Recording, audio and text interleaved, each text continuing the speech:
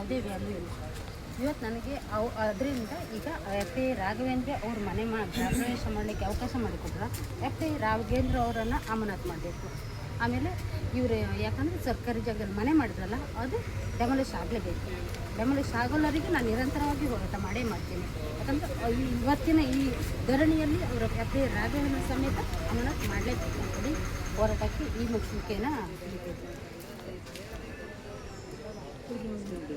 ಅದರಲ್ಲಿ ಏನು ವ್ಯಾಲ್ಯೂ ಇಲ್ಲ ಇಷ್ಟವರೆಗೆ. ಯಾಕಂದರೆ ದಲಿತರು ಅಂದೇಳಿ ಅವ್ರ ತಲೆಯಲ್ಲಿದೆ ಏನೋ ಗೊತ್ತಿಲ್ಲ.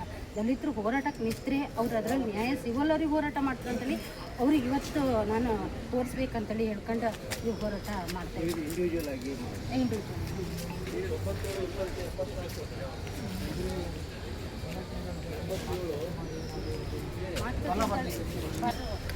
ಆಗಿ ಆಗ್ತಾರೆ. ಆದರೆ ಮಸ್ತು ಜನ ಕೂಡಿ ಇದು ಮಾಡ್ತೀವಿ. ನಾನು ಒಬ್ಬಳೇ ನ್ಯಾಯಯುತವಾಗಿದೆ, ಅದಕ್ಕಾದಂಥ ಡಾಕ್ಯುಮೆಂಟ್ ಸಮೇತ ನಾನು ಅದು ಅಧಿಕಾರಿಗಳು ಬರ್ತೀವಿ.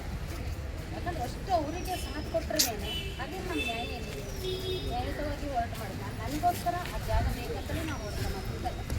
ಸರ್ಕಾರ ಸಂಘಕ್ಕೆ ಒಂದು ರುದ್ರಭೂಮಿ ಆ್ಯಂಡ್ ಅಂಬೇಡ್ಕರ್ ಹೋರಾಟ ನಾವು ಕೊಟ್ಟಂಥ ಲೆಟರೇಟ್ ಬದಿಗೊತ್ತಾರೆ. ಅವರಿಗೆ ಆ ಜಾಗದಲ್ಲಿ ಒಂದು ಡಾಕ್ಯುಮೆಂಟ್ಸ್ ಏನೂ ಕೊಟ್ಟಿರೋದಿಲ್ಲ. ಆ ಕೊಟ್ಟಿಲ್ಲದೆ ಇದ್ದರೂ ಸಹ ಆ ಜಾಗದಲ್ಲಿ ಮಾಡ್ತಾರೆ. ಪೆಟಿಷನ್ ಅರ್ಜಿ ಕ್ಯಾನ್ಸಲ್ ಮಾಡ್ತಾರೆ. ಆ ಜಾಗದಲ್ಲಿ ಅದು ಸರ್ಕಾರಿ ಜಾಗ ಅಂತೇಳಿ ಹೇಳ್ಕೊಂಡು ಬೋರ್ಡ್ ಹಾಕ್ತಾರೆ. ಬೋರ್ಡ್ ಹಾಕಿ ಆ ಬೋರ್ಡ್ ಹಾಕಿ ಒಂದು ವಾರದೊಳಗೆ ಅದನ್ನು ಕಿತ್ತು ಬಿಸಾಕಿ ಇವ್ರೇನು ಮಾಡ್ತಾರೆ, ಮನೆ ಮುಂದುವರಿಸ್ತಾರೆ. ಅದಕ್ಕೆ ಇವ್ರಿಗೆ ಗಮನ ತಂದರೂ ಸಹ ವಾಟರ್ ವಿಸಿಟ್ ಯಾಕಂದ್ರೆ ಸರ್ಕಾರಿ ಜಾಗ ಅಂತೇಳಿ ಪ್ರೂವ್ ಮಾಡಿದ್ಮೇಲೆ ಅವ್ರು ಮನೆ ಮಕ್ಕಳ ಪ್ರವೇಶ ಮಾಡ್ತಾರೆ. ಆ ಒಂದು ಇದಕ್ಕೆ ಕಾನೂನಿಗೆ ಏನು ವ್ಯಾಲ್ಯೂ ಇದೆ, ನ್ಯಾಯ ಎಲ್ಲಿದೆ ಅಂತೇಳಿ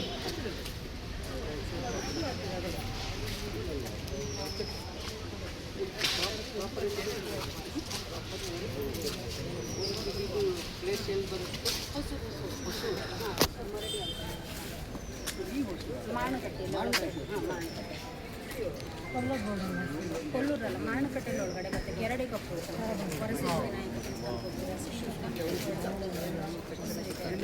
ಅಲ್ಲಿ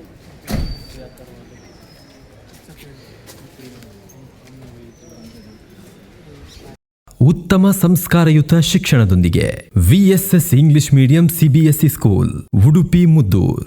ನರ್ಸರಿಯಿಂದ 10ನೇ ತರಗತಿವರೆಗೆ ಶಿಕ್ಷಣದ ಜೊತೆಗೆ 5ರಿಂದ 10ನೇ ತರಗತಿವರೆಗಿನ ವಿದ್ಯಾರ್ಥಿನಿಯರಿಗೆ ಉತ್ತಮ ಹಾಸ್ಟೆಲ್ ಸೌಲಭ್ಯವೂ ಇದೆ. ನಿಮ್ಮ ಮಕ್ಕಳ ಪ್ರವೇಶಾತಿಗಾಗಿ ಈ ಸಂಖ್ಯೆಗೆ ಕರೆ ಮಾಡಿ.